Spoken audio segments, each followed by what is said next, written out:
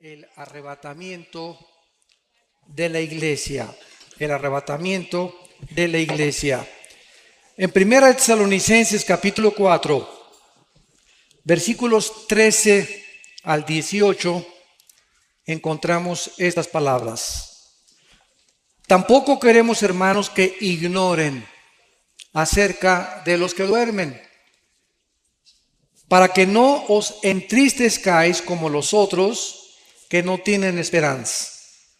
Porque si creemos, vean el sí condicional, si creemos que Jesús murió y resucitó, así también traerá Dios con Jesús a los que durmieron en él.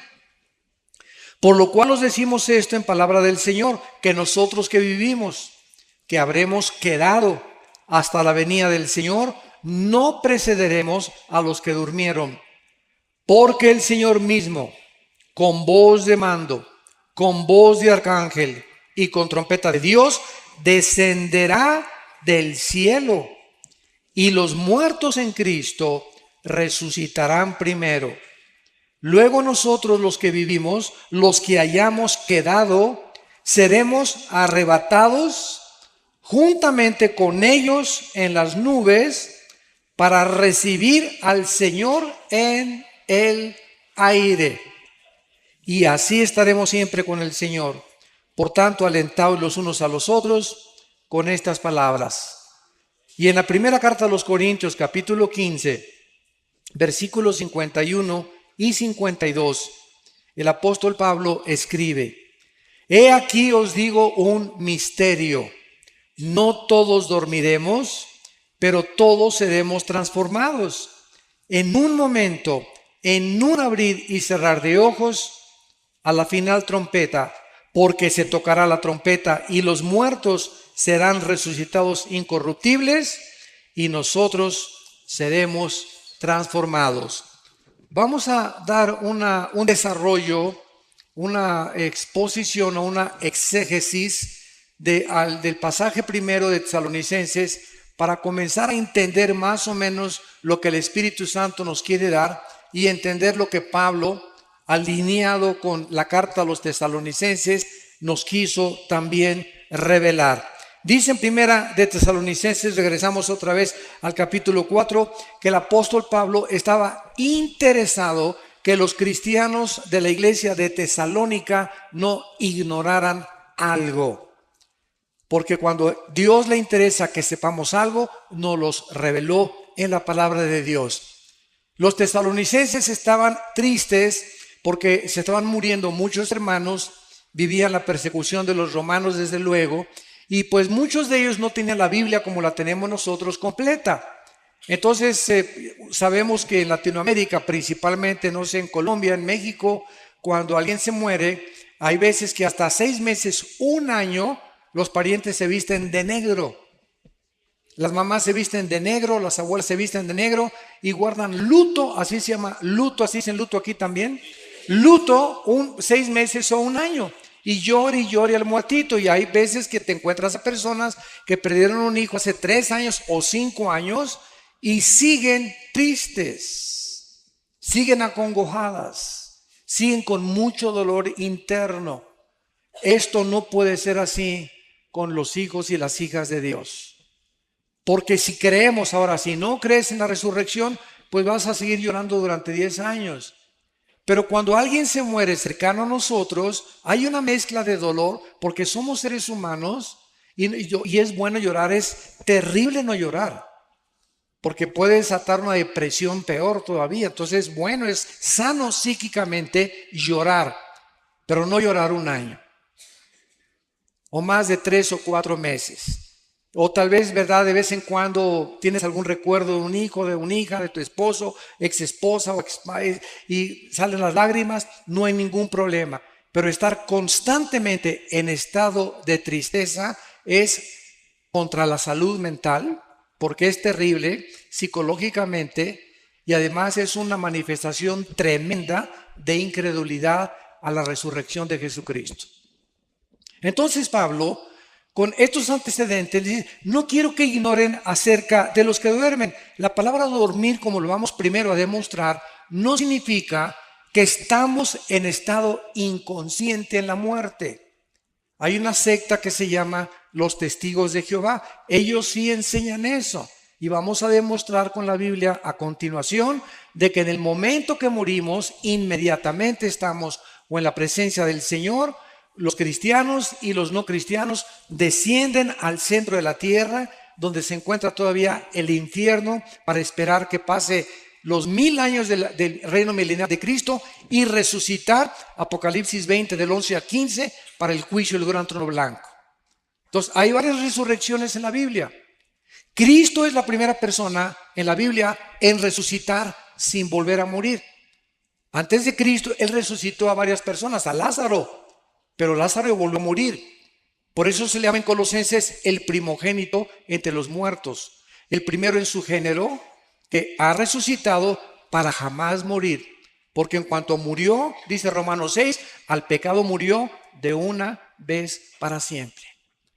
Vayamos a Génesis 35 y veamos y demostremos con la Biblia a dónde se va el alma y el espíritu, o qué es lo que pasa en el momento de la muerte.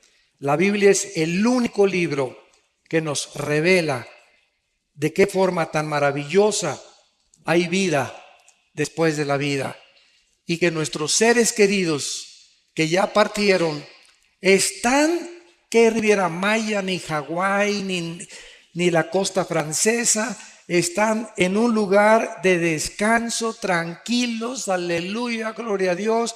Y vamos a ver como a la mitad de la conferencia que nos están diciendo a nosotros, apúrense. Y nosotros aquí, alguien se muere en la ambulancia, hacemos lo imposible, y abren la paso a la ambulancia y el muertito, y con los electroshocks, levántese, ¿verdad? Para hacerlo morir, porque queremos que siga sufriendo con nosotros. Esa es que decimos en México, esa es la neta. Es la realidad. Si supiésemos que el morir es ganancia y que el morir es el final de la vida terrestre, pero que después de la muerte, para eso Cristo vino al mundo, para vencer la muerte y decirnos, yo soy la resurrección y la vida. Juan 11, 25 y 26. Y si ustedes creen en mí, ustedes van a volver a resucitar igual que yo lo hice. Si Cristo no hubiera resucitado, no hubiera cristianismo. Porque la base del cristianismo no son dogmas, no son leyes, no son rituales, no son ceremonias. El cristianismo permanece en pie o se cae con la resurrección de Cristo. Es la base, la piedra angular del cristianismo, que su fundador volvió a vivir de entre los muertos. En Génesis 35, versículo 18, dice, y aconteció que al salírsele el alma. En la traducción la nueva versión internacional que le dije que es una de las peores, dice el suspiro. Imagínense nada más. Digo, por favor, esta palabra alma en el original hebreo es la palabra nepesh. Apúntala, como suena nepesh, con SH. Se pronuncia nepej. Al morir, algo se sale que etimológicamente esta palabra no se puede traducir suspiro o lo dejó. Hay otras traducciones que he leído que dice, y al morir lo dejó. ¿Que lo dejó qué cosa? Gasparín el fantasma, que se fue de nosotros, ¿verdad? Y por eso es tan importante establecer el origen etimológico de las raíces hebreas y griegas para un estudio mucho más profundo de lo que Dios nos quiere decir. Ahora vamos a compararlo con el versículo 29. Y exhaló Isaac el espíritu y murió. Aquí se usa otra palabra hebrea, que se escribe ruach, con R de Raúl, A-C-H, se pronuncia ruach. Por ejemplo, cuando hablamos del Espíritu Santo, el Espíritu Santo es ruach, el kadosh. El Espíritu Santo, kadosh es santo en el hebreo, y en el hebreo en el griego es otra palabra. Entonces vemos que la Biblia nos muestra que si se usaron dos palabras diferentes, nepesh y ruach, para describir dos elementos que tanto Hebreos 4:12 y 1 Tesalonicenses 5:23 dicen que cuando muramos el espíritu, alma y cuerpo sean guardados irreprensibles. El Nuevo Testamento, Hebreos 4:12, la palabra de Dios es eficaz que separa el alma y el espíritu. Entonces, hay dos cosas completamente diferentes dentro de ti y dentro de mí. Dos elementos de los cuales estamos formados. Concluimos que somos un espíritu, tenemos un alma y vivimos dentro de un envase, dentro de un casco, dentro de un cuerpo corruptible que día a día está muriendo celularmente. Pero dentro de nosotros, el valor de lo que está dentro de nosotros, dice en 1 Corintios, tenemos este tesoro en vasos de barro. ¿Cuál es el tesoro? El espíritu que mora dentro de nosotros. Y al morir, se sale dentro de nosotros el alma y se sale el espíritu. Ya vimos que el cuerpo lo pueden cremar o lo pueden enterrar o lo pueden hacer, acabas en la panza de un tiburón, en un avionazo o no sé cómo vayas a morir, un accidente en la carretera. Tenemos de cualquier forma que nos pintemos al otro lado. El cuerpo que Cristo resucite no va a ser tu cuerpo, va a ser un cuerpo completamente nuevo. No va a ser una renovación, va a ser una nueva creación completamente. No va a usar nada de nuestro cuerpo Cristo con la nueva formación que vamos a tener, como lo vamos a ver más adelante. Ahora, ¿qué es el alma? ¿Qué es el nepesh? El alma es el asiento de las emociones, de los sentimientos, del intelecto y de la voluntad. Y hay dos palabras que se usan como sinónimos en el Antiguo Testamento, que es alma y corazón. Cuando dice la Biblia, sobre todas las cosas guarda tu corazón, es el alma. El corazón es el centro de mis sentimientos, de mi voluntad, de mi intelecto y de mis emociones. Emociones, sentimientos, voluntad e intelecto. Y cuando hablamos nosotros entonces del alma, nos damos cuenta que cuando nosotros nacimos como lo vimos en las primeras conferencias, con cuerpo y con alma, pero el espíritu murió con Adán. Nacimos muertos. Efesios 2:1, muertos espiritualmente ante Dios, separados de Dios, de la comunicación. Se rompió la comunicación, se rompió el contacto con la fuente de energía y nacemos los seres humanos sabemos que en lo más profundo, dice Colosenses 3:11, Dios puso la eternidad en nosotros. En los egipcios, en los jíbaros, en los aucas, en los aztecas, en los mayas, nunca ha existido una civilización, ni una tribu, ni una cultura que no haya creído en vida después de la vida. Los egipcios enterraban a sus muertos con comida, con sus armas. Algo les decía que las iban a necesitar. Los hindúes, los griegos, los babilonios, los egipcios, los sumerios, los asirios, los egipcios, todas las culturas a través de toda la historia siempre han tratado de invocar algo, inventar algo, y como no saben, agarran un tronco, fabrican un dios y se hincan ante la obra de sus manos. O agarran un yeso y fabrican con la piedra un ídolo y se hincan ante el ídolo. O si no, adoran al sol o a la luna o a una pirámide, pero el hombre es incorregiblemente, como dijo Sigmund Freud, religioso. Y esta religiosidad no la pueden explicar, ¿verdad? Los psicólogos, ni los psiquiatras, ni los antropólogos o sociólogos, porque esta religiosidad es simplemente la eternidad con la cual nacimos y tenemos una sensación de que algo trasciende esta vida. Tiene que haber algo que trascienda esto. Y por eso los ocultistas, los brujos hacen comunicación con los espíritus, con el espíritu de Cuauhtémoc, con el espíritu de Cristóbal Colón, comunicarse con el más allá, los ovnis, seres extraterrestres, siempre estamos buscando algo que trascienda nuestro mundo, porque sabemos que no es todo lo que hay aquí en el planeta Tierra.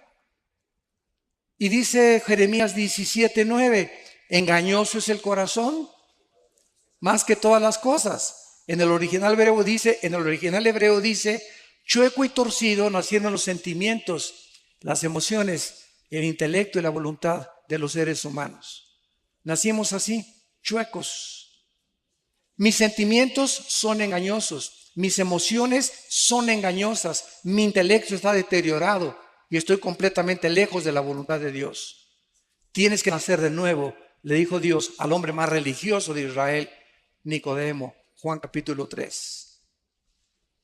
Entonces, esta es la razón por la cual no debemos de confiar en nuestras emociones y sentimientos, porque son engañosos, torcidos, completamente desviados de la voluntad de Dios.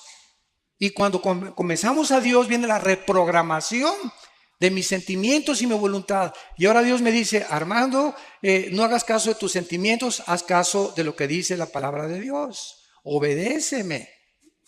Y hazme caso. Es que, hermano, me dice una muchacha, me casé, me estoy enamorada de Chencho, hermano, y tiene convertible, y tiene una carrera, y tiene dinero, pero no es cristiano, pero estoy seguro que se va a convertir cuando nos casemos. Perdón. Entonces yo le digo a esta muchacha, mira, fíjate lo que sucede.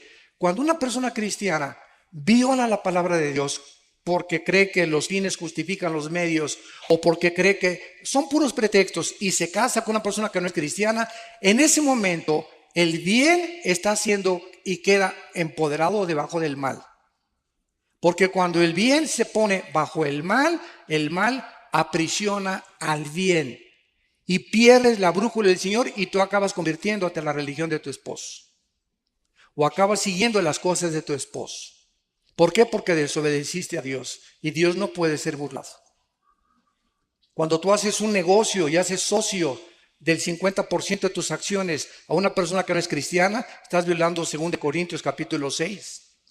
No os unáis en yugo desigual con los incrédulos. ¿Qué comunión tiene la luz con las tinieblas? Y cuando me uno a las tinieblas, el mal derrota al bien. El bien solamente puede derrotar al mal mientras permanece de lejos. Alguien me ha dicho, ¿y por qué Cristo se juntaba con los pecadores? Pero se juntaba para hablarles de Cristo, por favor, para hablarles de la salvación, para llamarlos al arrepentimiento, no para echarse unas chelas con ellos, ni para brindar con tequila de México, ¿verdad?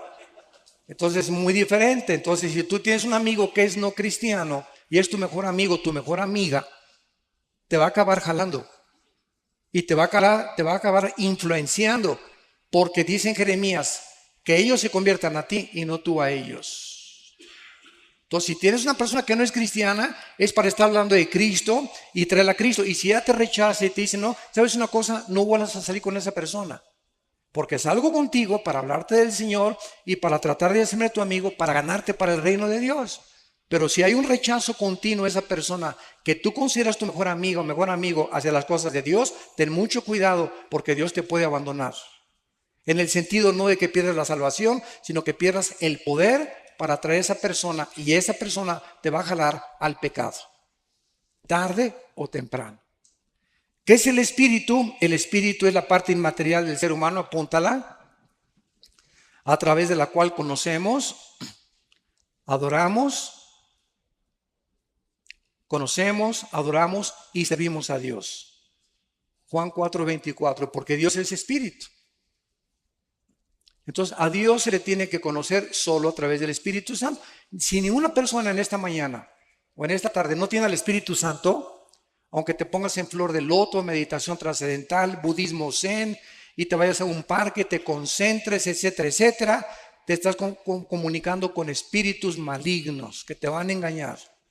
Cristo dijo en Mateo 11:25-27, nadie conoce al Padre sino el Hijo y aquel a quien el Hijo lo quiera revelar.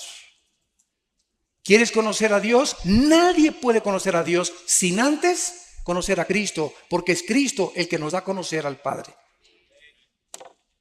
Es imposible conocer a Dios sin Cristo primero, porque Cristo lo vino a revelar y Él es el que nos lleva al conocimiento del Altísimo y del Señor de los cielos y de la tierra. Muy bien, una vez que vemos esto, nos damos cuenta, ¿verdad?, que entonces se sale al morir el alma y el espíritu. Ahora vayamos a Apocalipsis, capítulo 6, y veamos dónde están los que salieron de sus cuerpos, si están dormidos o roncando. Nada de eso. Apocalipsis 6, versículo 9 al versículo 11. Cuando abrió el quinto sello, vi bajo el altar, en el cielo, Juan veía, con sus ojos que tenía abajo o con sus ojos espirituales. Juan, cuando subió al cielo, su cuerpo se quedó abajo, ya lo vimos. Porque la carne y la sangre no pueden dar corrupción. El Espíritu del capítulo 4 dice, oyó una voz que dijo, sube acá, y subió al cielo. Se desprendió, se salió de su cuerpo y fue en el Espíritu al cielo. Y en el cielo vemos que el Espíritu tiene ojos que no son físicos. Y cuando tú eres cristiano, comienzas a adquirir ojos espirituales y oídos espirituales y lengua espiritual. Dice 1 Corintios 2 que hablamos palabras acomodando lo espiritual a lo espiritual. Oímos los que dijo Cristo, el que tenga oídos, oiga, oídos espirituales se refería a él. Y el que tenga ojos, que pueda ver. Entonces, en el cielo, los ojos que operan no son los ojos físicos, sino los ojos espirituales. Y Juan los que están en la otra vida pueden ver. ¿Y qué cosa fue lo que vio Juan? Las almas bajo el altar de los que habían muerto como mártires. Tal vez fueron los que mató el anticristo. Y Juan los estaba viendo. Y no se puede ver algo que es incorpóreo, inodoro e incoloro. No son otra vez como Gasparín el fantasma. Algo vio Juan y tenemos un cuerpo intermedio, 2 Corintios 5, el 1 al 7, mientras se nos da el cuerpo resucitado, glorificado en la resurrección de los muertos. Entonces, si tú te mueres ahorita, te vas inmediatamente ausentes del cuerpo, presentes en el Señor, y mientras viene la resurrección, necesitas una cobija allá arriba. Necesitamos una manta, necesitamos algo, porque el alma y el espíritu siempre están vestidos por toda la eternidad. Dice el versículo 10, y clamaban a gran voz, las almas que han muerto pueden ver, pueden oír y pueden comunicarse en el cielo. La voz, las ondas sonoras viajan en el cielo, el sonido viaja en el cielo. Y estaban hablando y estaban cerca de Dios. Y Juan estaba oyendo y estaba viendo. El espíritu de Juan en el cielo no eran ni sus ojos ni sus oídos, eran ojos y oídos espirituales. ¿Y qué es lo que oía Juan? Que el Espíritu Santo nos reveló. Tan importante. Vean lo que oyó Juan de estas almas. ¿Hasta cuándo, Señor Santo y verdadero, no juzgas y vengas nuestra sangre en los que moran en la tierra? Las almas en el cielo están conscientes y están conscientes de los eventos que están pasando en la tierra.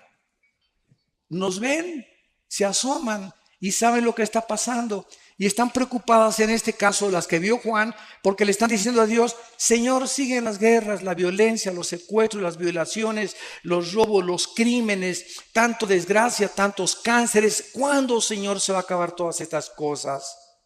Y ellos no estaban pidiendo venganza, estaban pidiendo una vindicación que es muy diferente. Se los voy a explicar. Porque muchos dicen, no, es en el cielo, estaban pidiendo venganza. Y una cosa es venganza y otra cosa es vindicación. Venganza es cuando tú quieres vengar algo que te hicieron y pagar con la misma moneda. Y vindicación es establecer la justicia. Les voy a dar el ejemplo. Un juez, si tú eres abogado lo vas a entender con más claridad. Un juez, cuando condena a un reo, el reo no le puede decir, usted me está echando 50 años de edad porque se están vengando de mí. Por el amor de Dios, ¿verdad? El castigo que se te va a aplicar, pitirijas, tijas, cuijas, no es venganza, se está vindicando la justicia. Porque la justicia exige que se cumplan con 50 años de prisión los crímenes que tú hiciste. Yo no tengo nada contra ti, yo soy el juez, simplemente estoy aplicando la justicia. Esa es la vindicación. Cuando haces tú algo malo, cuando te hacen algo malo y tú no te vengas, Dios te vindica como vindicó a José con sus hermanos. Lo quisieron matar, lo vendieron a los mercaderes de Egipto y cuando él no guardó rencor ni amargura contra ellos, Dios vindicó a José. Y llegaron sus hermanos a hincarse delante de él, a reconocerlo que realmente José tenía un corazón santo y puro delante de Dios. Dios nos vindica tarde o temprano si nosotros seguimos el bien. Entonces, estas almas en el cielo estaban pidiéndole a Dios que por favor se apure. ¿Y ustedes tienen el mismo clamor? Yo por lo menos una vez a la semana, de veras le digo a Dios, cada vez que veo todo lo que está pasando en el Medio Oriente, el degollamiento de las personas, la decapitación, los crímenes. Mi esposa está en un ministerio que es de tráfico humano y mi esposa está involucrada en un ministerio que se llama Tamari, que protege a las mujeres que sufren violencia. Porque mi esposa fue abusada antes de casarse, ¿verdad? Y ella conoce lo que es eso y ella tiene esa carga de defender a las mujeres que sufren violencia intrafamiliar. Y estamos, ¿verdad?, tratando de ayudar a las personas que son raptadas. Tenemos contacto con organizaciones transnacionales e internacionales para poder ayudar a este grupo de personas y de niños que se están vendiendo tremendamente en el mercado, en el mundo. Y a muchos los matan para sacarles los órganos, el corazón, los riñones, y los desaparecen y aparecen como desaparecidos, nunca los encuentran y se encuentran vendiendo en el tráfico internacional de órganos. Un corazón de un niño vale $50,000. Un corazón de una persona de menos de 25 años de edad adulta vale $150,000. Por eso los trasplantes casi son imposibles, por el elevadísimo costo que te cuesta un trasplante de hígado, de riñón o de corazón. Y todo esto es en el mercado que se mueve alrededor del mundo. Entonces, a veces clamamos mi esposo y yo en la semana: Señor, ¿hasta cuándo? De veras llega un momento, ¿verdad? Ya, Señor Jesús, ya ven. Please, ya ven por nosotros. Ya acaba con todo esto. ¿Cuándo va a estar? El hecho de que Dios no haga nada ahorita no significa que no lo va a hacer. La Biblia nos revela que Dios tiene tiempo para vindicar a sus santos, para vengar la sangre que fue derramada desde Abel. Y el hecho que no lo haga ahorita es como un señor que me dijo un día: oiga, ¿Dios es todopoderoso? Claro que sí, amén, amén. Y si Dios es todopoderoso, ¿por qué no termina con el diablo de una vez? Y le contesté: ¿por qué comenzaría con usted? Así que dele gracias. Porque si Dios acabara con el mal, no tendría usted la oportunidad de arrepentirse. Pero Dios es lento en la misericordia y no quiere que ninguno se pierda. Y es por eso que ha extendido su paciencia. Porque aunque haya mucho mal, hay muchas almas que tienen que ser salvadas. Pero cuando se cumple el número, como dice aquí, versículo 11, se les dieron vestiduras blancas y se les dijo que descansaran un poco de tiempo hasta que se completara el número de sus consiervos y sus hermanos que habían de ser muertos como ellos. Entonces quisiéramos que Dios ya hiciera justicia, pero se nos olvida que a lo mejor tu abuelita sería el infierno, o tus hijos, si ahorita hiciera justicia, Dios irían al infierno. Y en la misericordia de Dios nos está dejando a nosotros, la iglesia, antes de que nos saque de este mundo el arrebatamiento, para que ganemos las almas.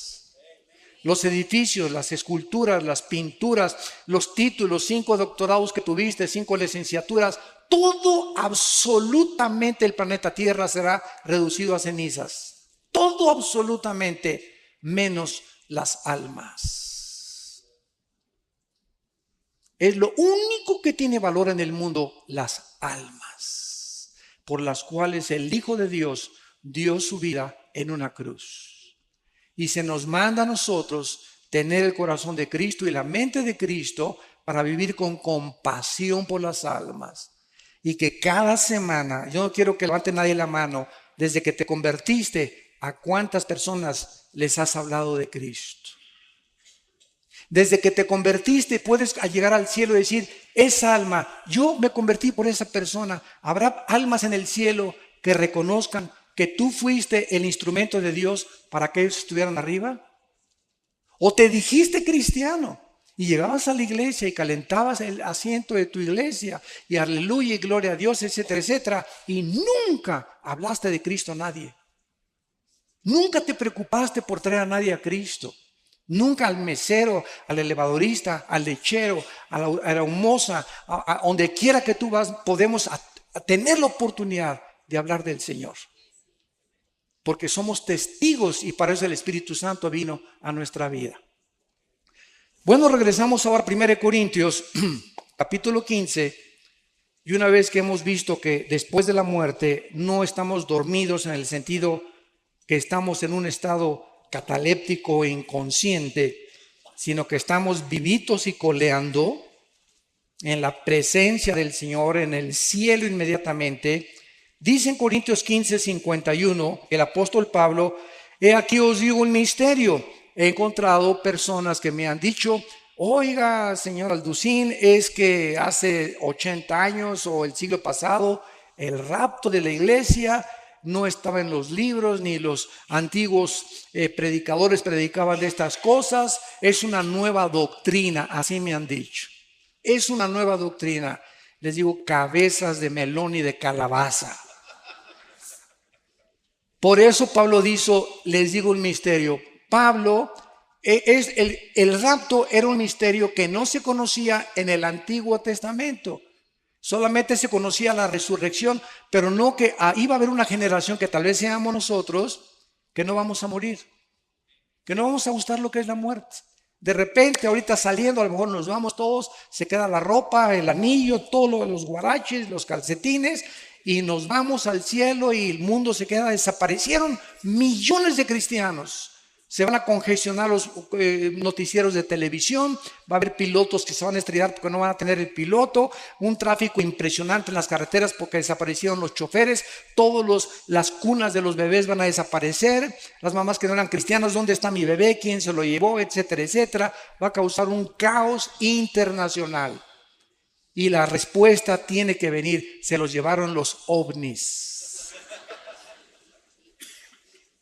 Yo tengo una conferencia que acabo de dar el mes pasado en el World Trade Center de México, en la Ciudad de México, que se llamó OVNIs, Demonios y el Anticristo. La pueden ustedes conseguir en YouTube. OVNIs, Demonios y el Anticristo se llama la conferencia. Y ahí explico claramente, ¿verdad?, que desde 1948, no es coincidencia, cuando Israel regresa, comenzaron las apariciones de los ovnis. Y para nosotros no son ovnis, son ovis. Objetos voladores identificados.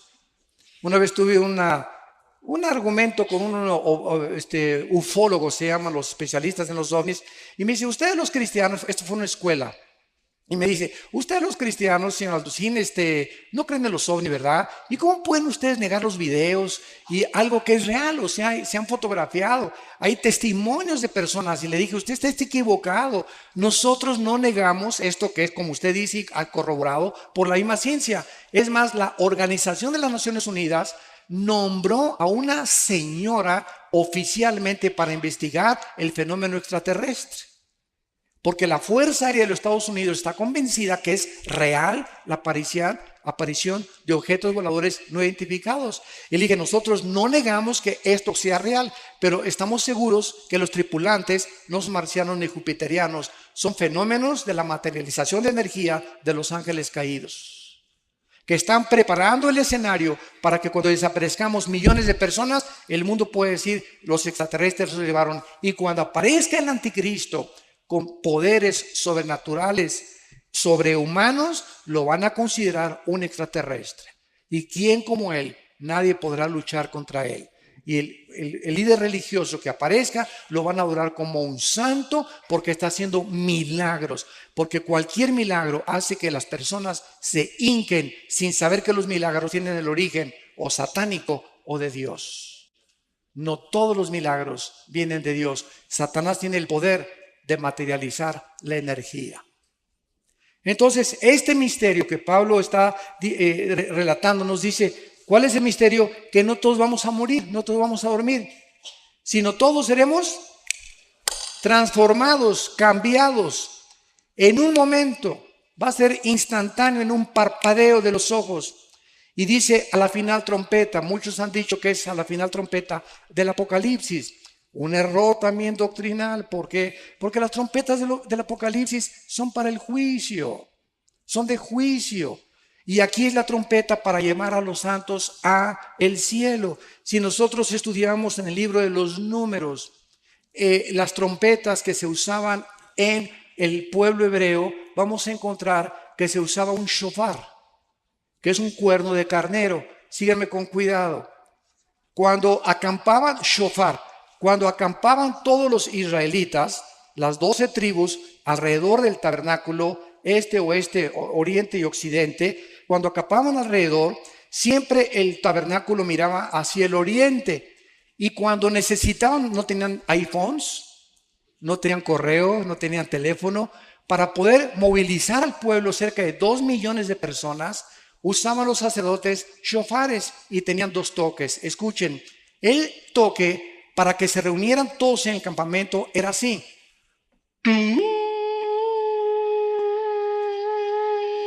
Seguido, sin parar. Y cuando era una emergencia, córranle, empaquen las cosas porque nos vamos, porque el enemigo nos ataca. Era cuando era intermitente, era de emergencia. Y la trompeta que se va a sonar es la de Yom Teruah, la fiesta de las trompetas. Porque Cristo cuando vino cumplió 4 fiestas y faltan 3 que se cumplan. Las 7 fiestas de Israel están relacionadas con Jesucristo y las 3 que faltan son las de las trompetas, la de Yom Kippur y la de los tabernáculos. Las tabernáculos las vamos a cumplir en el milenio, pero faltan las trompetas y cuando venga Cristo en las trompetas es el arrebatamiento de la iglesia. Y las 3 fiestas que faltan caían en el mes de Tishri, que es el mes de septiembre. Tal vez por eso fue el ataque a las Torres Gemelas el 11 de septiembre, los acontecimientos que han conmocionado al mundo han sido en septiembre, ahorita se esperan las lunas de sangre en septiembre, etcétera, etcétera. Yo no estoy diciendo, no digan, el hermano dijo que en septiembre nos vamos. Tengan cuidado lo que oyen, yo no estoy diciendo eso, estoy diciendo que coincidieron las fiestas y que la final trompeta que se está estableciendo aquí Pablo se está refiriendo es la última trompeta de la fiesta de las trompetas. No puede ser la última trompeta Apocalipsis porque esas son para juicio y estas son para Dios nos está llamando y solo nosotros la vamos a oír. Así que acostúmbrate a lo que acabo de tocar ahorita. Ándale. Y por eso los shofares, ¿verdad? Tú vas a Israel y te venden los shofares y es dificilísimo tocar. Si la trompeta es difícil tocarla, más un shofar. Pero el toque es increíble. Nadie suena como el cuerno de un carnero o los shofares. Entonces, veamos ahora, regamos a Tesalonicenses y dice así la explicación. Primera de Tesalonicenses 4, versículo 15. Por lo cual os decimos esto en palabra del Señor, que nosotros que vivimos, los que habremos quedado cuando venga el Señor o hasta la venida del Señor, no precederemos a los que durmieron. O sea, si viene Cristo hoy en la tarde, hoy en la noche, a las 10 de la noche, vamos a suponer, antes que nosotros seamos arrebatados, van a resucitar todos los que murieron de Pentecostés a nuestros días. Los santos del Antiguo Testamento van a resucitar hasta la segunda venida de Cristo. ¿Cómo lo sabemos? Vean lo que dice el versículo 14. Porque si creemos que resucitó, murió y resucitó, traerá Dios con Jesús a los que durmieron en Él. Hasta Pentecostés fuimos colocados en el cuerpo de Cristo. Estamos en Efesios, dice, en Él. Dice Romanos 6 que fuimos sepultados con Él, identificados en su muerte, en su sepultura, y cuando Cristo resucitó, resucitamos con Él. Estas son cosas que la mente humana no puede captar. Es tremendo espiritualmente, pero Dios nos considera ya sentados con Cristo, reinando con Cristo posicionalmente, aunque en la práctica tenemos que seguir luchando contra el pecado y contra las enfermedades. Entonces, solamente desde Pentecostés se formó la iglesia y desde Pentecostés los que reciban a Cristo estamos en el cuerpo de Cristo mediante el bautismo del Espíritu Santo. Los otros cristianos o fieles que murieron antes de Pentecostés van a resucitar hasta la segunda venida de Cristo. Daniel 12, versículo 2. Muchos los que duermen en la tierra serán despertados, dice muchos, no todos, unos para vida eterna, otros para confusión perpetua. Y aquí está hablándole Dios, el ángel a Daniel, acerca de los que mueran en la tribulación. Ahora, cuando nosotros resucitemos, ¿quién fue el primero en resucitar? Cristo, después seguimos nosotros. Vean cuántas resurrecciones va a haber. Después de nosotros van a resucitar los 144,000. Después van a resucitar los 2 testigos, Apocalipsis 11. Después van a resucitar los santos del Antiguo Testamento, llevan 5 resurrecciones. Y después van a resucitar al final del milenio los que entraron sin cuerpos al reino milenial, cuando Cristo venga y no estaban glorificados, y van a tener que resucitar para vivir en la eternidad y en la nueva Jerusalén con Él. Entonces la Biblia menciona más de 5 o 6 resurrecciones. La primera fue Cristo, 1 Corintios 15:52. Primero es Cristo y las primicias después, que somos nosotros. Y después los que durmieron en Él. Ahora sigamos lo que dice el relato. Versículo 16. Porque el Señor mismo, Cristo mismo, a todo color, en persona, físicamente, bajará del cielo. Y Él bajará acompañado de Miguel, que es el jefe y comandante de todas las huestes de ángeles del cielo.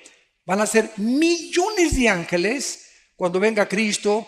Ninguno va a tocar la tierra, todo va a ser en el aire. Cuando llegamos de repente, ¡pum!, y nos salimos y estamos con Él en el aire. Los arcángeles van a bajar con Él, se va a tocar la trompeta de Dios y entonces Él va a descender del tercer cielo al primer cielo, a la atmósfera. Y en ese momento todos los que están en las tumbas van a resucitar de Cristo a nuestros días, los que murieron en Cristo, los que estaban identificados, bautizados en el cuerpo de Cristo, que somos la iglesia, judíos, griegos, mexicanos, colombianos, bla, bla, bla, bla, bla. Y dice la Biblia en el versículo 17, luego nosotros, o sea, primero la resurrección de los que murieron en Él, y entonces nosotros, en fracciones de segundos, en un parpadeo, vamos nosotros, dice la Biblia, a ser arrebatados.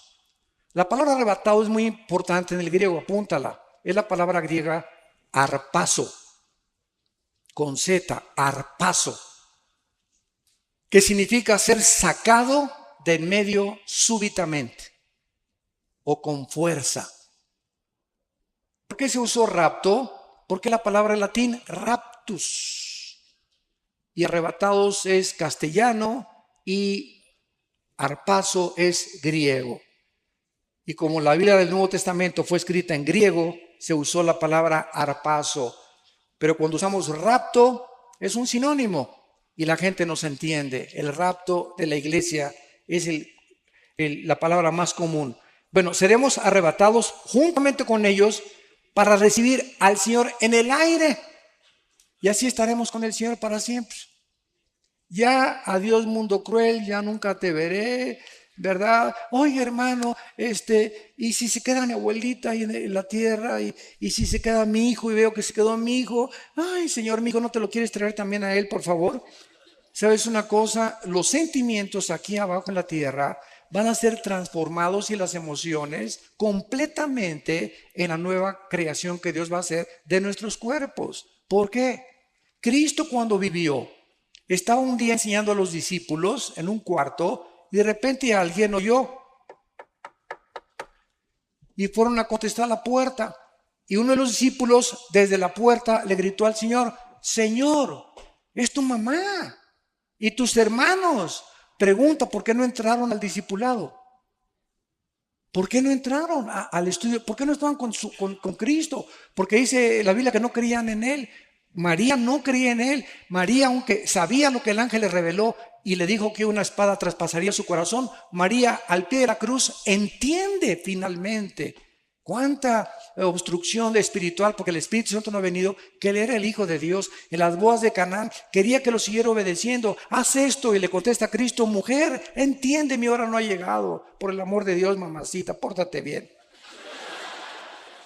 En otras palabras, te hablan tus mamás y tus hermanos, y Cristo, ¿qué les dice? Espérenme tantito, ¿no? Mi familia es primero. No dijo eso. Mi madre y mis hermanos aprovechó para dar esta lección. Son los que hacen la voluntad de mi Padre y lo obedecen. Mi madre y mis hermanos, ahorita nosotros aquí somos la verdadera familia. Si mi abuelita no se convierte, si mi mamá no se convierte, si mis hermanos no se convierte, ustedes son mis hermanos, ustedes son mis madres, ustedes son mis padres, ustedes son mis hermanos en Cristo. Por eso es la importancia de amarnos incondicionalmente y soportarnos y tolerarnos y vestirnos de mansedumbre y de reverencia y de humillación, porque somos hijos de Dios. Y si yo veo que alguien, un hermano, un hijo mío, lastima a otro hijo mío, me voy a doler y voy a castigar a mi hijo. Y cuando nosotros nos peleamos como cristianos, estamos peleando a un hermano y a un hijo de Dios, y Dios está enojado contigo. Porque entre nosotros no puede haber rencores, ni amarguras, ni estarnos atacando los unos a los otros, no importa la denominación.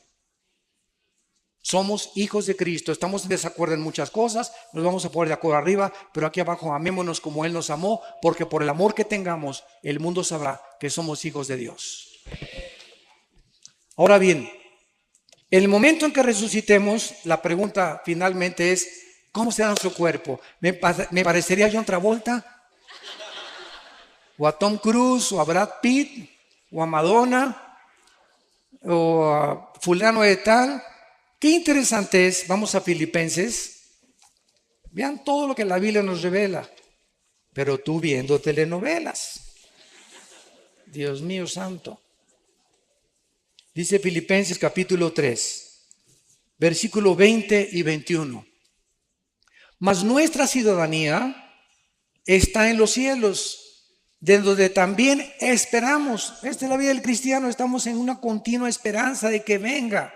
Estamos esperando al Salvador, al Señor Jesucristo, el cual transformará, o sea, cambiará completamente nuestro cuerpo de la humillación nuestra para que sea semejante, igual al cuerpo que cuando Cristo resucitó tenía después de haber muerto en la tumba en Jerusalén. Para que nuestro cuerpo sea igual al cuerpo, con la semejanza, con las características que el cuerpo de Cristo tenía. Ahora viene la otra pregunta para terminar. ¿Cómo era el cuerpo de Cristo y qué características tenía? Número 1. Cuando Juan se acercó a la cruz, vio una gota de sangre mezclada con agua que salía del costado de Cristo. Porque los soldados romanos, sobre todo los centuriones, que eran los jefes de los soldados, tenían la obligación de jamás bajar a nadie de ahí cuando tuvieran el 100% de seguridad que había muerto. Porque ahí de ellos, si bajaba alguien todavía estaba coleando, ¿verdad? Tenían que asegurarse que estaba completamente muerto. Entonces el centurión, como no le golpearon las piernas a Cristo, ni le rompieron las piernas, que era la costumbre de los crucificados, les rompían los meniscos de las piernas para que se colgara el cuerpo y murieran. Si no habían muerto, se morían de asfixia. Ya no podían, el cuerpo ya no podía hacer esto y se morían sin aire, se asfixiaban. Pero a Cristo no le rompieron las piernas. Fue el único crucificado que no le rompió las piernas porque se profetizó que no romperían ningún hueso. Entonces el centurión agarra la lanza y le atraviesa del lado izquierdo al lado derecho a Jesucristo, lo atraviesa de lado a lado, traspasando el pericardio, que es la capa que envuelve al corazón. Y cuando Juan se acerca y escribe hace 2000 años, señores cardiólogos que nos escuchan, ateos o escépticos, vio una gota de sangre mezclada con agua, y la cardiología moderna testifica que cuando esto se combina, el agua con la sangre, es por una rotura del pericardio, de la capa pericárdica, que es la que envuelve todo el corazón. Esto nos explica, esto es impresionante, el Salmo 22. Porque el Salmo 22 es un salmo que escribió David 1000 años antes de la crucifixión. Comienza, Dios mío, ¿por qué me desampararon? Y explica lo que Cristo estaba experimentando en la cruz. 1000 años antes de que Él fuera crucificado. Y pone, clavaron mis manos y mis pies, sobre mi ropa jugaron suertes. Y entonces dice el Salmo, mi corazón fue como la cera derritiéndose en medio de mis entrañas. Pregunta, ¿de qué clínicamente, cómo podemos decir que ocasionó la muerte de Cristo? ¿No murió de asfixia? No murió de sangramiento, porque cuando ya se salió la sangre mezclada con agua, ya no tenía una sola gota de sangre en su cuerpo. El corazón fue como cera. Lo que ocasionó la muerte de Cristo fue que el corazón le explotó de dolor.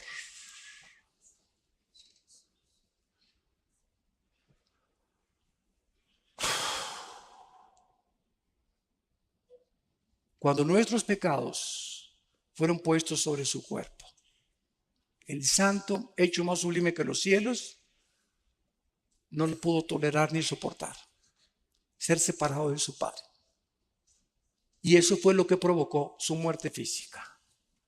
Se hizo maldición en nuestro lugar, y lo que Él no merecía, lo hizo porque te ama. porque dio su vida por ti.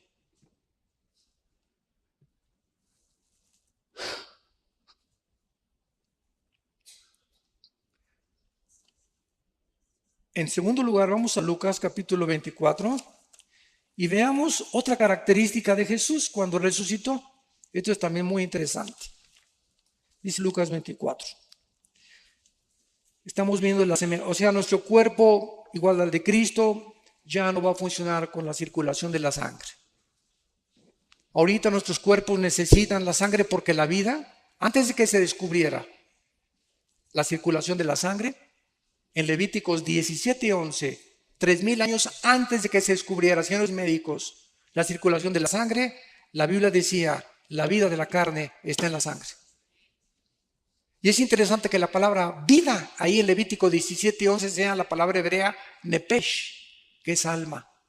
Escuchen, el alma está en la sangre. El alma se transmite en la sangre. Por eso la sangre de José no podía ser transmitida a María, porque hubiera sido un alma pecadora, la del Hijo de Dios. Dios tenía que poner el cromosoma Y en María para que el Hijo de Dios naciera sin pecado, transmitido por la infección del ser humano. Entonces no vamos a tener sangre, vamos a estar regidos por otras leyes fisiológicas. Dice en Lucas 24, versículo 36, mientras ellos hablaban de estas cosas, aquí estamos viendo a los judíos, a los discípulos, apóstoles, ya caminando, todavía Jesucristo ya había resucitado. Jesús se puso en medio de ellos y les dijo, paz a vosotros, shalom, shalom, shalem, tranquilos, calmados, mantengan la serenidad interior, que es lo que la palabra shalom abarca como 10 traducciones la palabra shalom en el hebreo. Es un estado de bienestar, de tranquilidad, de seguridad, de esperanza, donde no eres perturbado por nada. Puede el mundo estar temblando, puede caer el petróleo, pueden caer los billetes de dólares, puede haber una guerra, pero tú estás completamente como un pajarito junto a una cascada inmensa. El pajarito está dormidito, ni pío, pío, pío hace, porque sabe que la cascada nunca llegará a él. Esa es la paz que sobrepasa todo entendimiento. Estar en medio del huracán y de los problemas, pero sabemos que estamos seguros en las manos del Señor. Para siempre.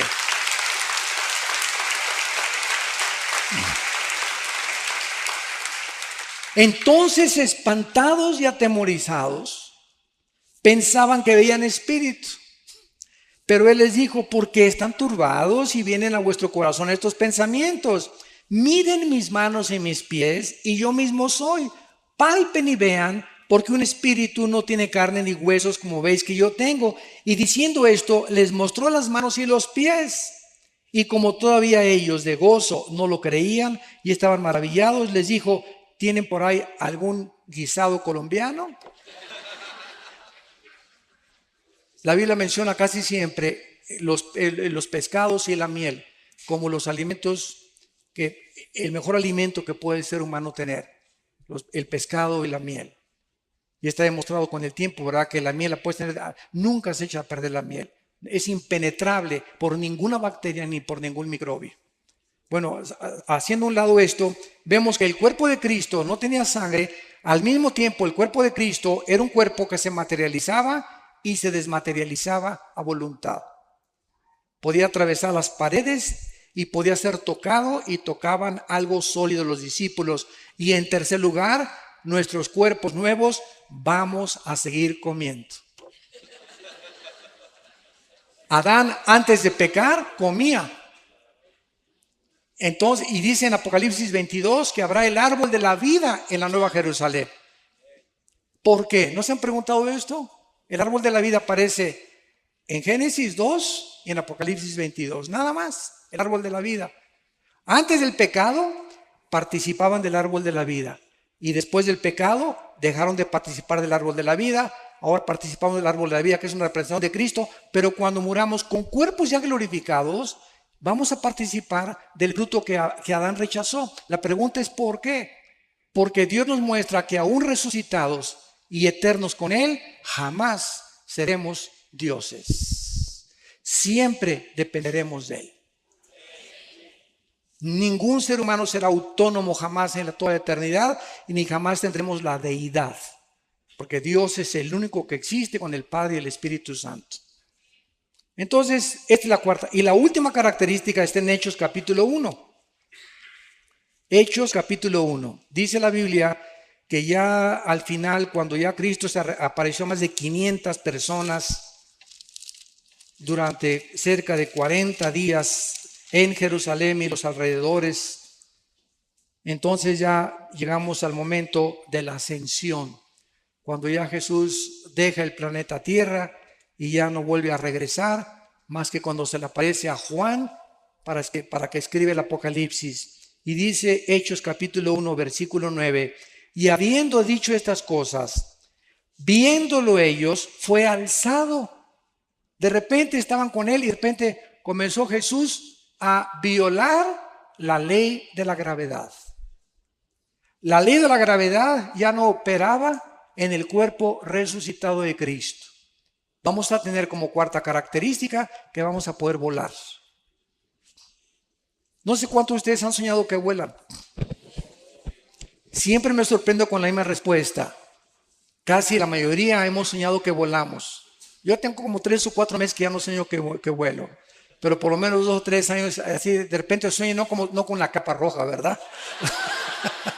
Ni con la S aquí, ni con la camiseta azul, sino que de repente así y me dirijo y bajo, etcétera, etcétera, y me transporto. Esto es interesante porque nunca se habían preguntado ustedes que si Cristo cuando regrese va a morar en Jerusalén y el planeta Tierra ya no va a haber mar, el mar va a desaparecer y el planeta Tierra va a seguir teniendo naciones, como dice Apocalipsis 21 y 22, ¿cómo entonces nos vamos a ir si México no es México, va a tener otro nombre? Los que estemos aquí en este lado occidental, ¿cómo iremos al oriente una vez al año? Si no va a haber aviones, no va a haber motores de gasolina, no va a haber absolutamente nada, vamos a regresar a la agricultura, vamos a regresar completamente, pero ¿cómo vamos a ir de año en año? Caminando nos tardaría quién sabe cuántos años en llegar a Jerusalén, pues vamos a ir volando. De repente atravesamos, ¿verdad? Todos cientos de millas o de kilómetros y estamos en Jerusalén y regresamos a casa otra vez. ¡Qué bendición tan grande! ¿Y tú que querías ser Superman? Bueno, damos gracias por la palabra de Dios. Han sido ustedes un público admirable. De veras, como esponjas han recibido la palabra. Gracias por sus vidas. Muchas gracias. Las preguntas, ¿verdad? Una ronda de preguntas rápidas, doctor Alduzo. Pregunta, quisiera saber si la Biblia admite la presencia de extraterrestres en la Tierra. ¿De quién? Extraterrestres. Dice, toman como evidencia la construcción de las pirámides y de Machu Picchu, entre otros. Bueno, esos extraterrestres son los ángeles caídos, que han dejado su huella, ¿verdad? ¿Quién les dio esa sabiduría a los mayas para poder hacer lo que hicieron con los calendarios sin computadoras, sin calculadoras, sin telescopios? ¿Qué civilización, qué conocimiento le dio a los egipcios o a los que hicieron las pirámides de Egipto para hacer que rocas de 15 toneladas que ni siquiera existen en el Cairo, ni cerca de Egipto, de dónde las trajeron todavía no saben, pueden haberlas puesto junto y partirlas como mantequilla, ensamblarlas una a otras, como las de Machu Picchu, como las de Stonehenge?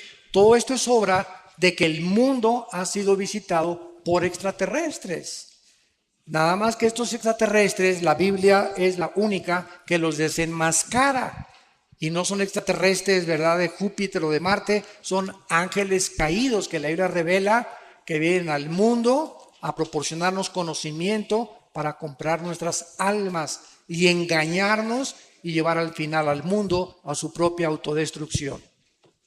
Entonces, claro que existen los extraterrestres, pero son los ángeles caídos y los que sirven a Dios, que nos ministran y nos ayudan a que nuestro pie no tropiece en piedra.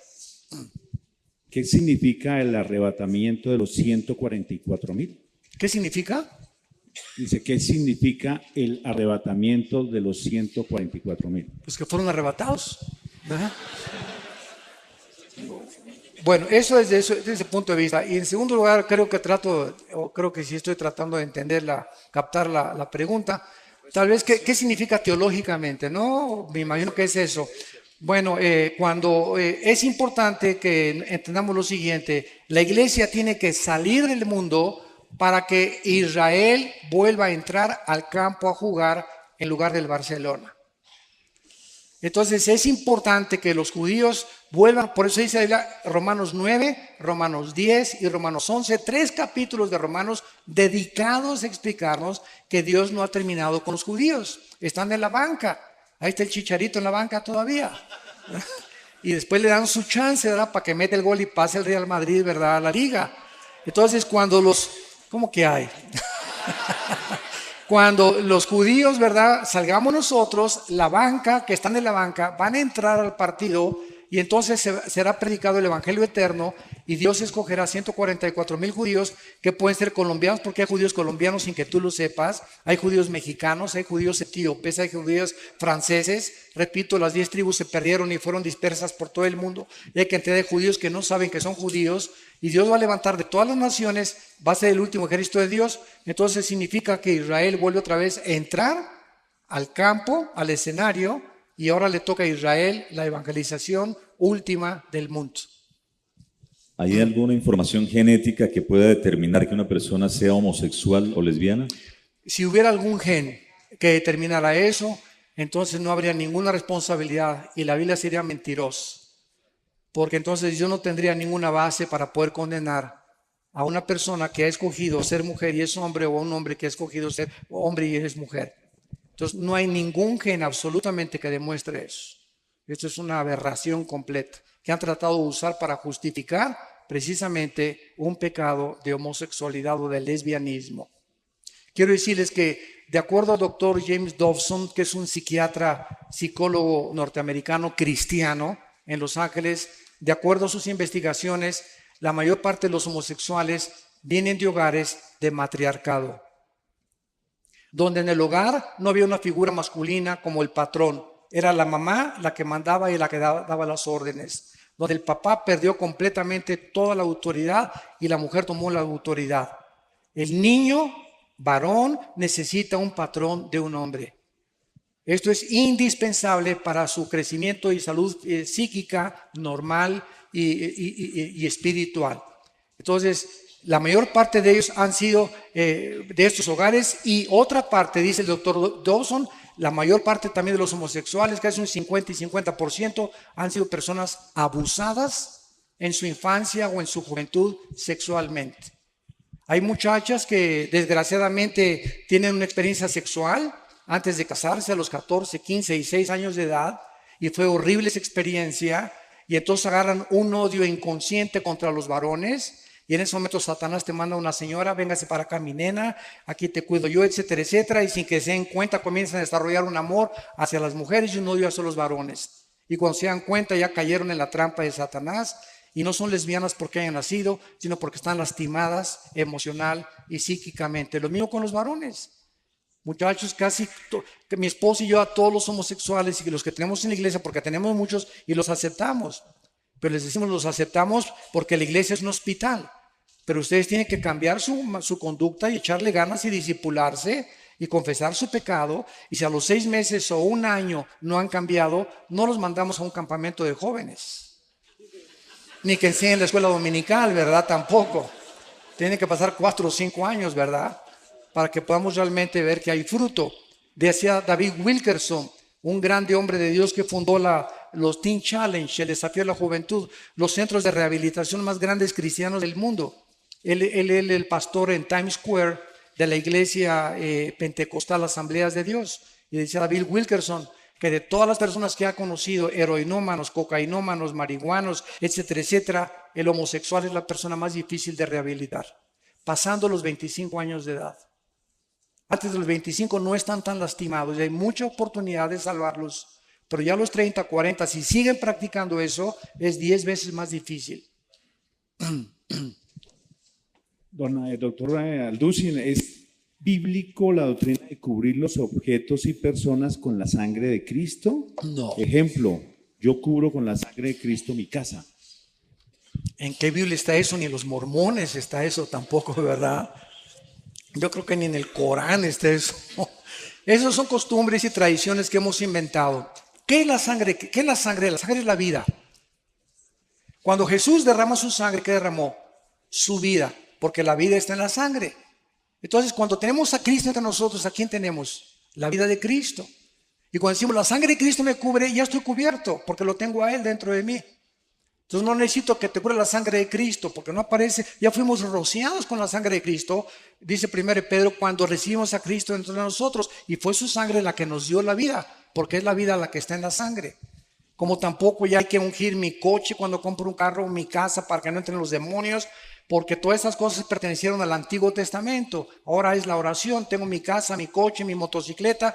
Padre, te encargo mi casa, reprendemos todo espíritu de aquí. Esta casa es usada para la gloria de Dios, mi carro es para la gloria de Dios. Guárdanos de choques, de accidentes, pero estar ungiendo las cosas perteneció al Antiguo Testamento porque el aceite era un símbolo del Espíritu Santo. La única parte que se usa el aceite en el Nuevo Testamento es en Santiago 5, unjan a los enfermos y los líderes y la oración de fe salvará al enfermo.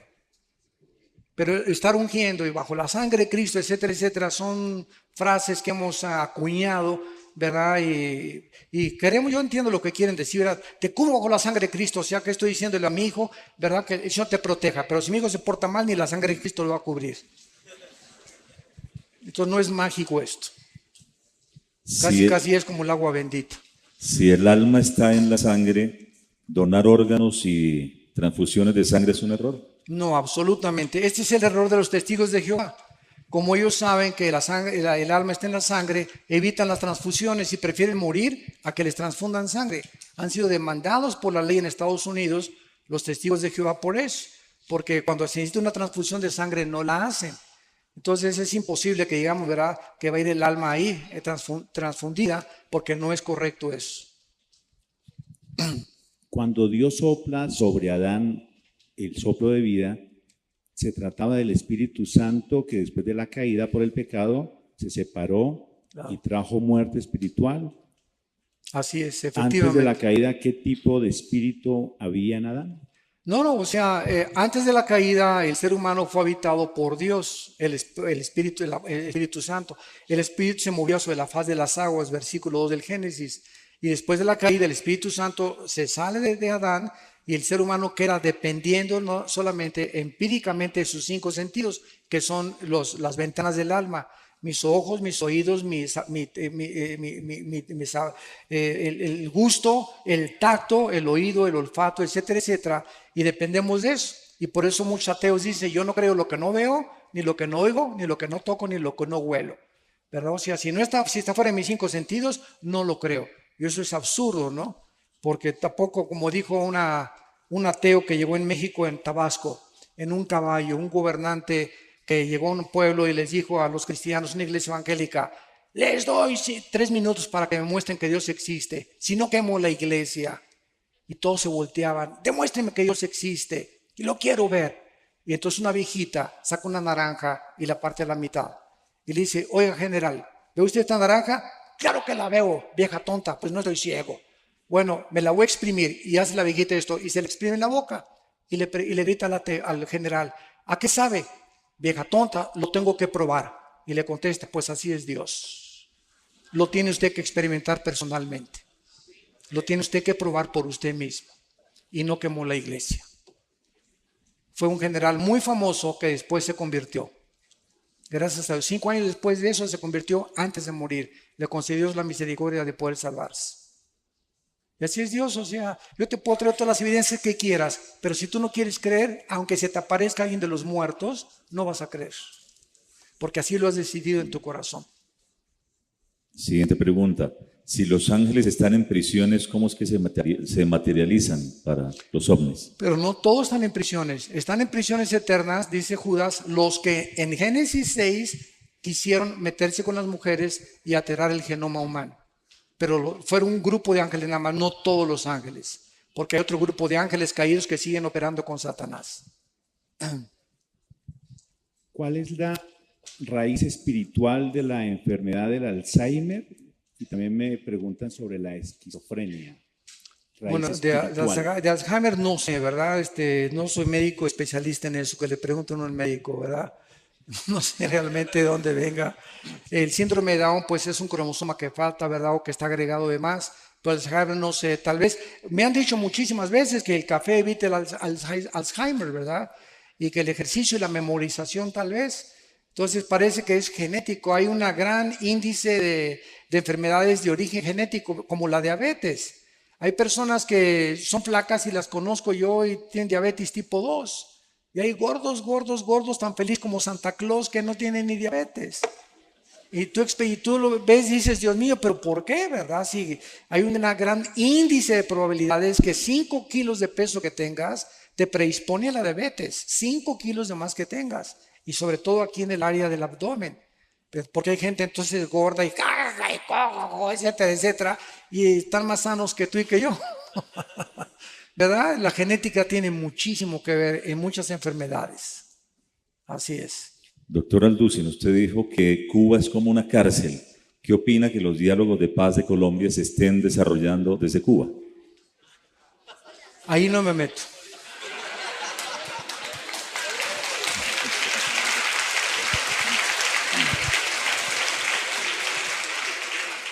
No me meto porque estoy en un país que no es mi país, no sé las intenciones del gobierno actual colombiano y no puedo juzgar así porque no estoy muy inmiscuido ni profundizado en este problema político ni con las FARC tampoco.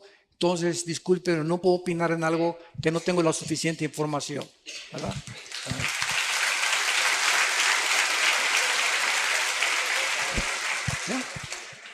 Si Dios no hace acepción de personas y Él dice su palabra, clama a mí, yo te responderé, te enseñaré cosas grandes y ocultas que tú no conoces, ¿por qué Dios, así como hizo con Juan y Pablo, no puede mostrar a alguno de sus hijos el cielo o el infierno, doctor Alducin?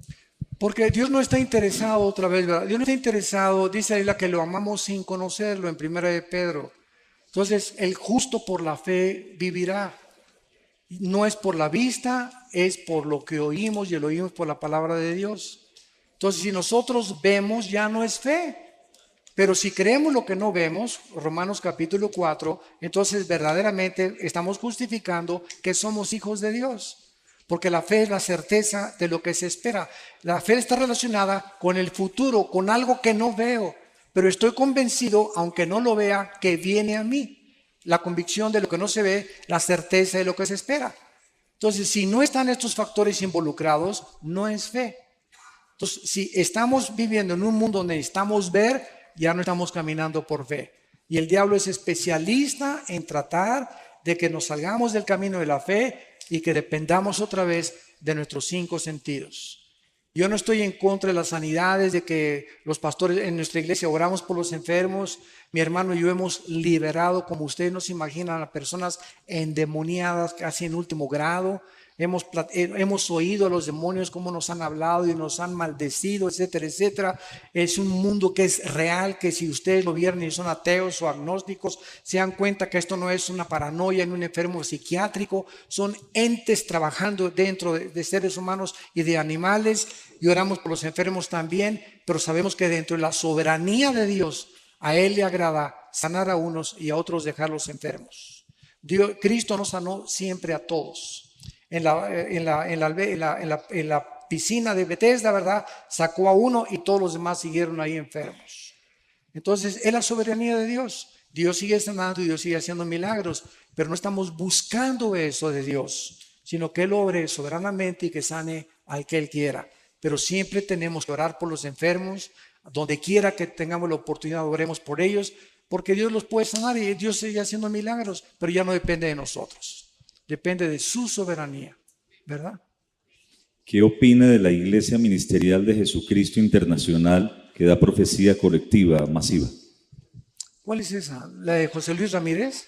¿Que él dice que es Dios? ¿O cuál es esa? No sé cuál es. Mira, no, eso es un movimiento político. Dice que dan profecía colectiva y generalizada. ¿Pero es evangélica o dentro de qué está clasificada? Cristiana. Si es cristiana no me meto, no quiero criticar a nadie. ¿verdad? No sé nada, no estoy informado, no sé por qué oran, por qué no oran, qué profecías dan, etcétera, etcétera. Lo único que sabemos es que si alguien está profetizando a lo que va a suceder, no es un profeta de Dios. Porque el profeta ya no es el que anuncia cosas futuras, sino el que habla para edificación, exhortación y consolación. 1 Corintios 14:2. Muy bien. ¿Hay otra pregunta? Cuando se nombró al actual o se eligió al actual Papa, cayó un rayo en el Vaticano. ¿Esto fue alguna señal? Esa es de Darío. Yo le dije a mi esposa, esto no es una coincidencia, que haya exactamente caído en la cúpula de San Pedro, el momento en que esta persona estaba ahí, ¿verdad? Y ya los presagios que no es un buen presagio, desde luego eso sabemos que no es, puede ser una señal de Dios de que algo se viene más adelante o se avecina algo, ¿verdad? O que algo malo va a suceder, pero no sabemos, o sea, hacer especular. Lo único que sabemos es que no es coincidencia, fue algo real, fue algo impresionante que fuera en la mera cúpula de San Pedro, y esto desde luego que no es algo positivo, ni es algo bueno, ni una bendición, ¿verdad? Entonces no sabemos qué realmente detrás, qué se encuentra. Hay preguntas que en realidad la gente quiere escuchar una respuesta y veo que esta es de mis hermanos de Venezuela que nos acompañan hoy. ¿Cree usted que la situación que se vive en Venezuela, el socialismo y otros países que se unen al socialismo es parte de lo profético o tiene algún fin esta situación que se vive en Venezuela? Bueno, otra vez, sin querer inmiscuirme mucho en política, solamente puedo decir lo siguiente, ¿verdad? Que mientras no haya una oposición, no hay democracia. Y mientras algún gobierno no le permita a la oposición votar y expresarse libremente, se acabó la democracia. Entonces es una farsa, ¿verdad?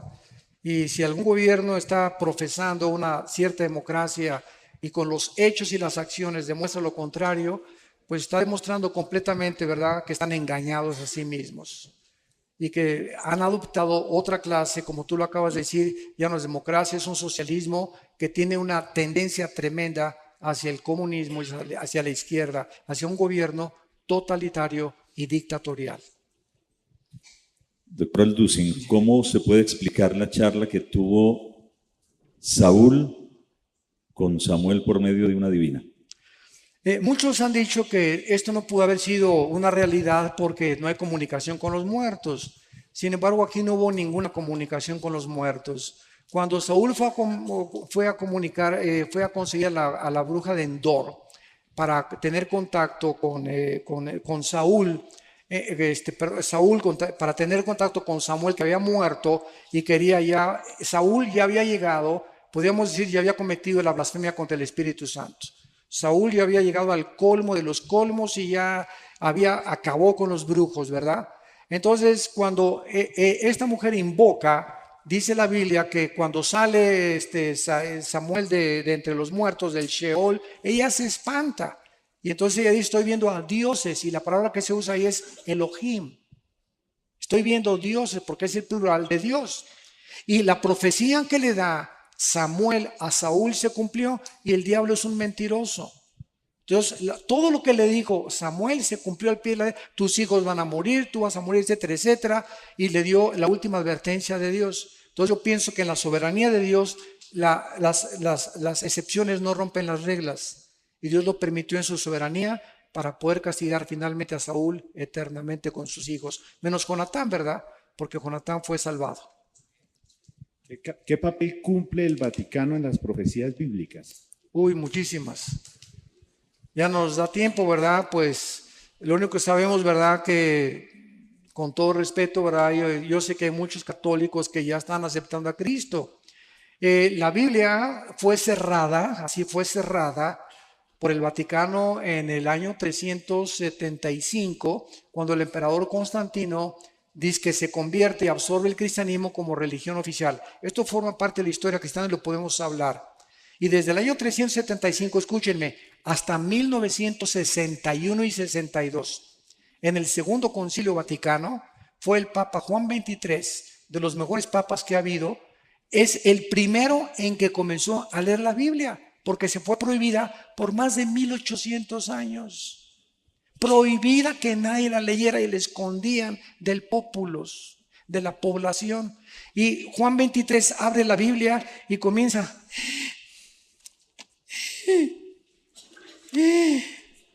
Dios mío, ¿verdad? ¿Cuántas cosas? ¿Y qué hace Juan 23? Comienza a ser iluminado en la soberanía de Dios, y Juan 23 comienza a quitar las imágenes, manda a quitar el latín de las misas y comienza a permitir que el pueblo lea la Biblia sin el imprimatur ni la autorización de un cardenal o de un obispo. Y desde la década de los 60 a nuestros días hay millones de católicos que, leyendo la Biblia, han recibido a Cristo como su Salvador. Y nos los vamos a encontrar en el cielo. Y hay muchos evangélicos que no nos los vamos a encontrar en el cielo. Aunque se llamaran evangélicos, van a estar en el infierno calientito, ¿verdad? Porque estamos llenos de personas en las iglesias evangélicas, y no por ser evangélico eres cristiano. O porque tu papá es monja, tu tía es monja, porque tu papá es pastor, o porque tu tía es el cardenal de no sé dónde. Tienes que nacer de nuevo. Entonces, mientras tú no tengas una experiencia personal con el Hijo de Dios, tú no puedes estar seguro de tu salvación. Entonces, Dios es soberano. Ahora, claro que un católico que se convierte a Cristo tiene al Espíritu Santo y no tarda en salirse, porque Dios no nos llamó a la idolatría. Y Roma es contraria a la salvación. El mensaje que predica Roma no es el mensaje de la salvación por la gracia, es la gracia más los sacramentos, la gracia más las buenas obras. Y Roma se sigue considerando la madre de la iglesia, y fuera de Roma no hay salvación. Así que bueno, ¿verdad? Hay muchas profecías acerca del Vaticano y de la corrupción que han hecho con la palabra de Dios. Pero gracias a Dios por todos. Yo me encuentro con padres, que no les digo padres, les digo compadres, ¿verdad?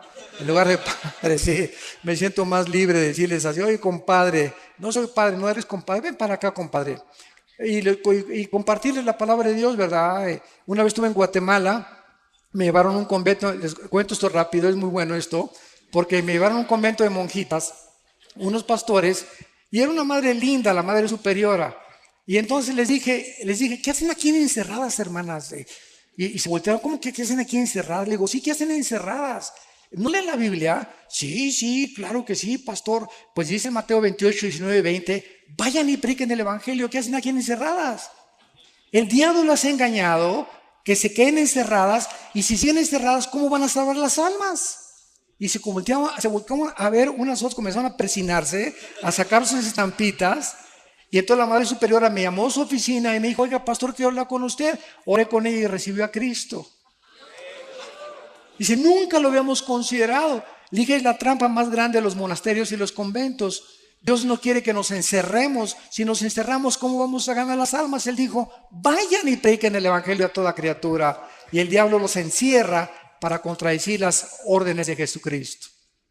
Y eso fue lo que les movió el tapete, para poder entender que estaban engañadas. Yo no sé cuántas dos más se han últimas preguntas, convertido, doctor ¿verdad? Alducin. Sí. Dice, ya las dos últimas, terminamos.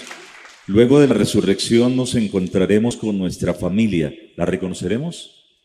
¿Que si vamos a reconocer? No, que si nos encontraremos en el cielo con las familias y si las podremos reconocer. Bueno, cuando Cristo llama en Mateo 17 a Juan, Santiago y Jacobo para que se transfigurara enfrente de ellos, apareció junto a Cristo Elías y Moisés. ¿Se acuerdan de este pasaje?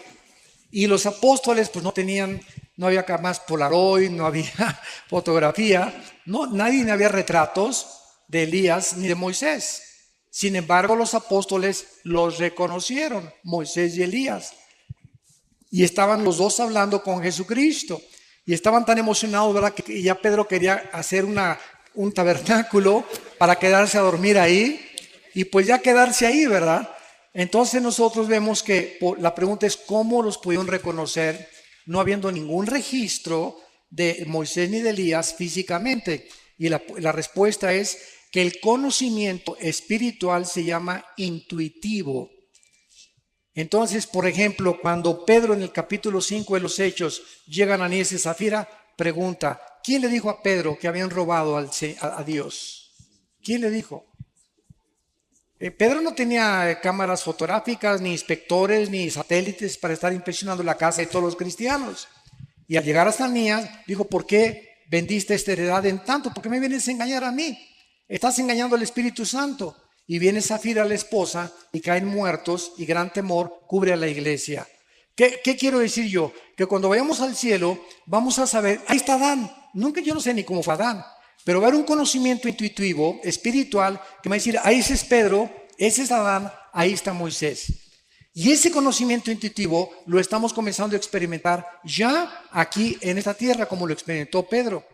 Yo les digo una cosa muy sincera, sin ganas de gloriarme. Hay mucha gente a la que yo veo y siento en mi espíritu cómo son realmente en la realidad. Y siento, ¿verdad? Este es un hipócrita, lo que me está diciendo no es verdad, o esta persona oculta algo, o hay veces que veo personas con una mirada velada. O sea, yo le digo a mi esposa, ¿te acuerdas la pareja que conocimos hoy? Él oculta algo. Él no es como es, no es una persona sincera, tiene una vida doble. No sé qué sea, pero no es una persona transparente, porque la lámpara del cuerpo son los ojos. Es un conocimiento intuitivo que no se obtiene a través de leer ni de investigar, sino se siente en el espíritu. Y mientras más crecemos en el Señor, más sensibles nos volvemos al discernimiento de espíritus. Hermano pastor, ¿puede repetir el sonido de las trompetas? Se grabó, ¿eh? De cumpleaños. Por tu cumpleaños. No es broma, no es broma. Es muy bromista y yo lo llamo y le digo apóstol y me dice ¿qué hubo, querubín? Apóstol de ¿Qué apóstoles. tanto? Exacto, que el tema de la apostolitis, así rápido. Yo no acabamos aquí ahorita con eso. No, un resumen. ¿Cuánto hay de tiempo? 2 minutos. ¿Sí?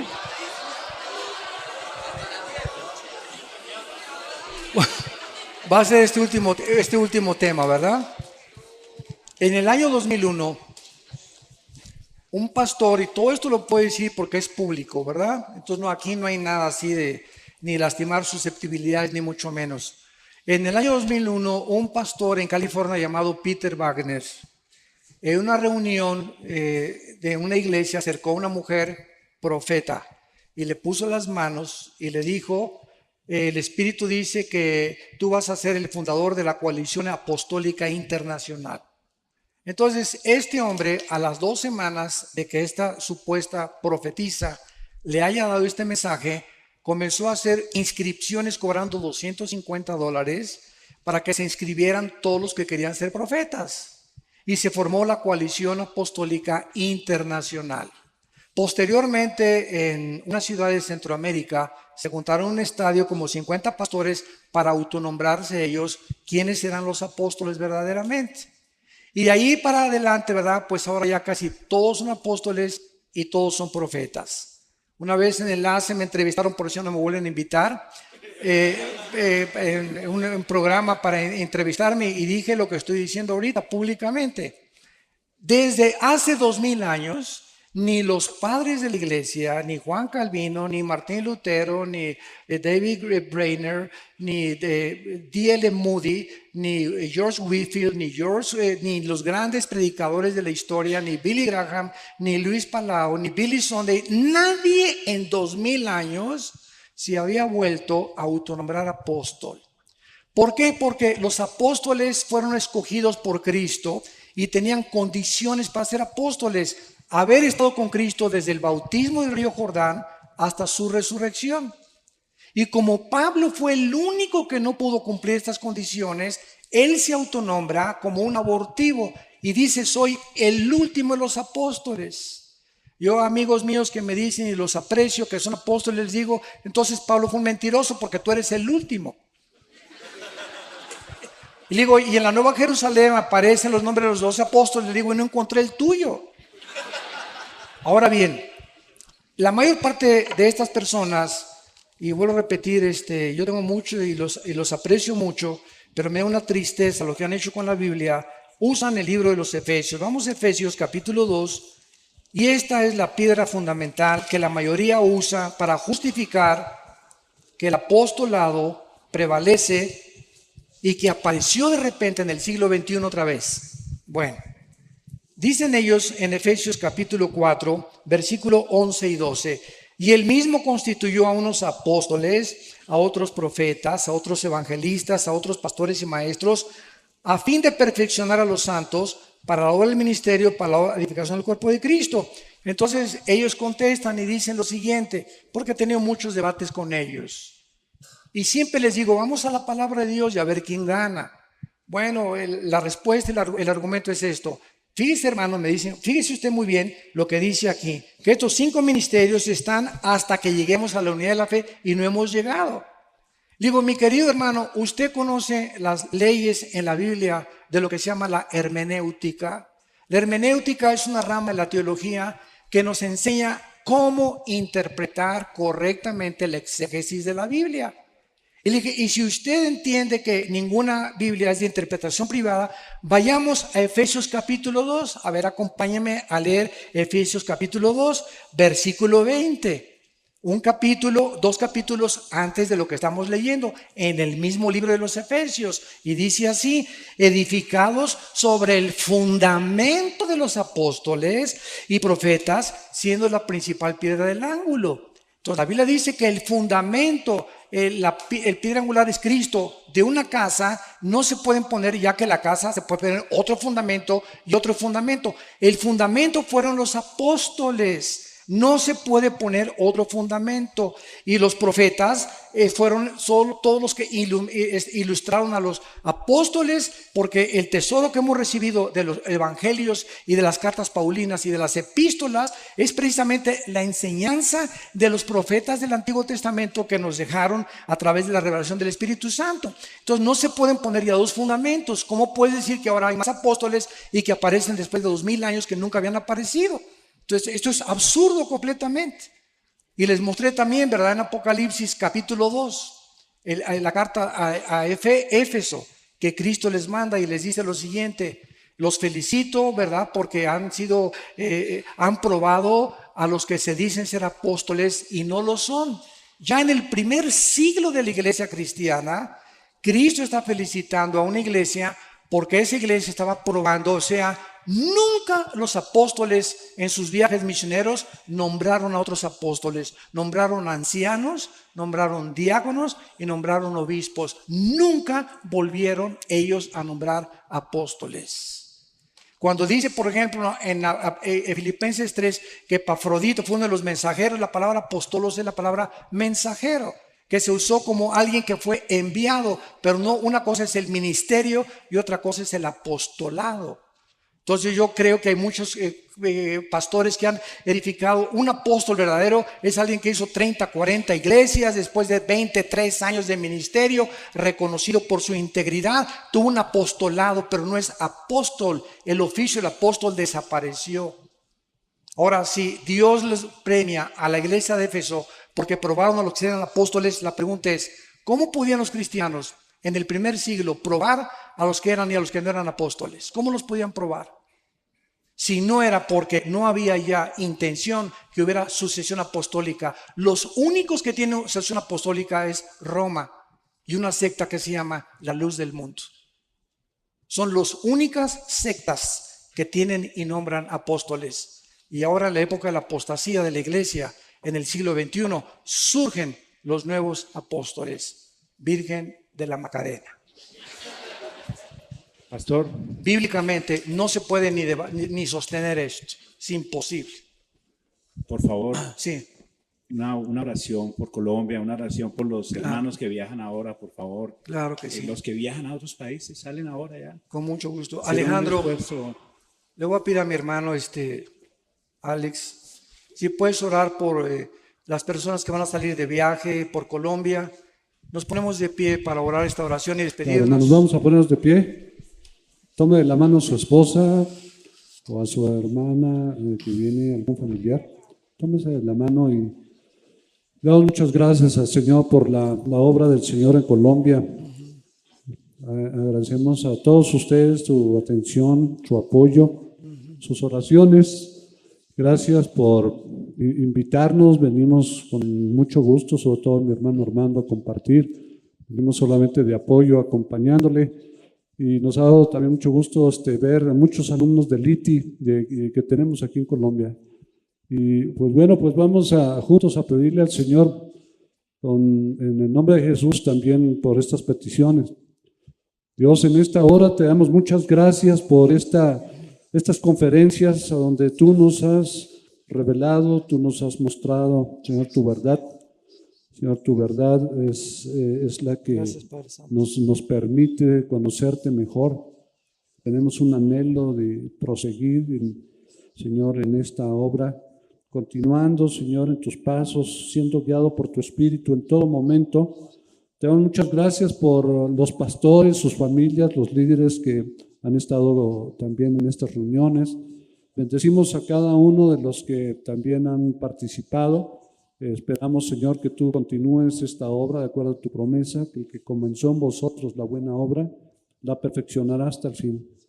Te damos muchas gracias por los organizadores, por cada participante, todos los edecanes, Señor, todos los músicos, todos los sugieres, todos los que tuvieron ministerios, Señor, en los libros, en la manera que ayudaron, apoyaron, lo hicieron para ti. Muchas gracias por sus vidas.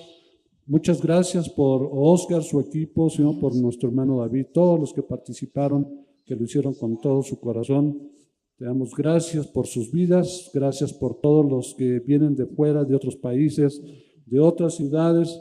Señor, pedimos que su salida, Señor, también haya bendición, que los protejas de todo mal, que lleguen con bien a sus casas, que en sus casas los puedan recibir también con el gozo de tu Espíritu Santo.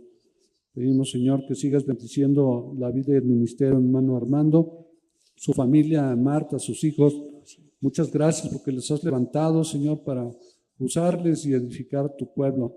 Bendecimos tu obra, Señor, a través de ellos, y te pedimos que tú sigas permitiendo que Colombia siga abierto a tu palabra, que sigas tocando, Señor, al presidente, a su familia, cada gobernador, cada persona que está en eminencia. Rogamos por ellos, por los jefes de policía, que tú sigas tocando, Señor, al pueblo, para que se vuelvan a un encuentro personal, real, verdadero con tu Hijo Jesucristo.